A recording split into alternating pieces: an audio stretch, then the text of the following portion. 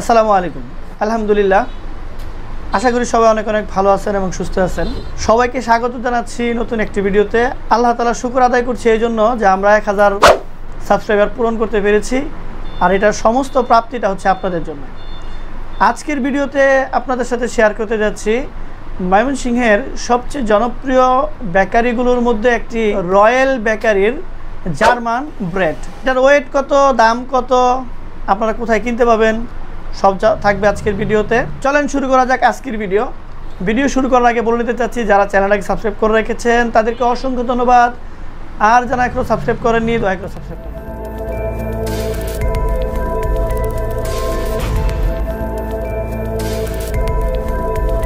যেমনটা দেখছেন অত্যন্ত চমৎকার, দেখতে লোভনীয় একটা আকর্ষণীয় ব্রেড।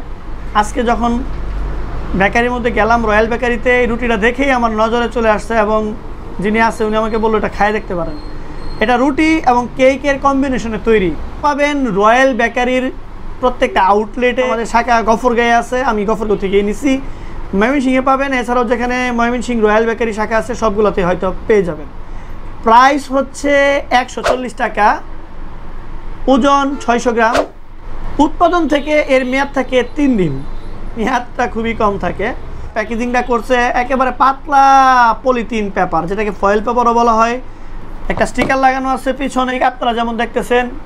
এখানে এটার কি দিয়ে তৈরি হয়েছে, মেয়াদ, দাম সব কিছুই আছে এটার মধ্যে। এটার প্যাকেটটা এরকমই পাওয়া যায়, জাস্ট আপনাকে একটা শপিংয়ে ভরে দিয়ে দিবে।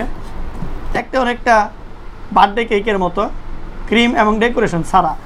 এটাতে যদি ডেকোরেশন করা যায় একটু কাইটটা সাইডটা, এটা কেক হিসেবেও চালানো যাবে। উপরে কিসমিস দেওয়া আছে, উপরে কালারটা খুবই চমৎকার, কেকের মতোই কাটতেছি আর কি।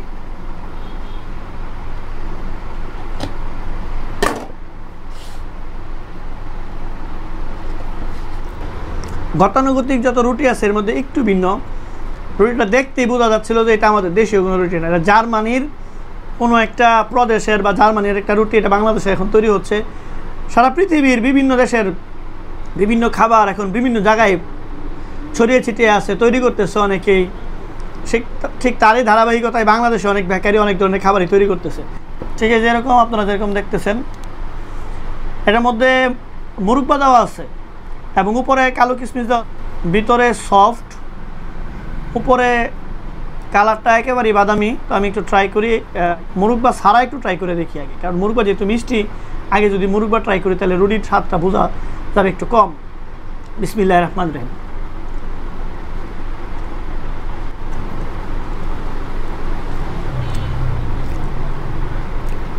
রুটিটা সফট এবং মিষ্টি, খেতে কিন্তু দারুণ।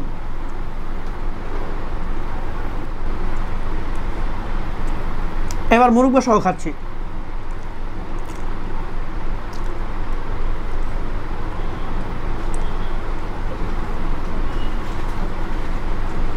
এখন মুরব্বা সহ খাবেন, মিষ্টি এবং রুটির মিষ্টি খুবই ভালো লাগবে খেতে।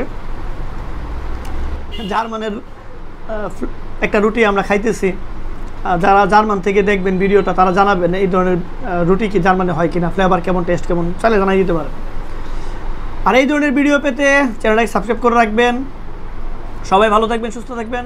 আল্লাহ হাফেজ।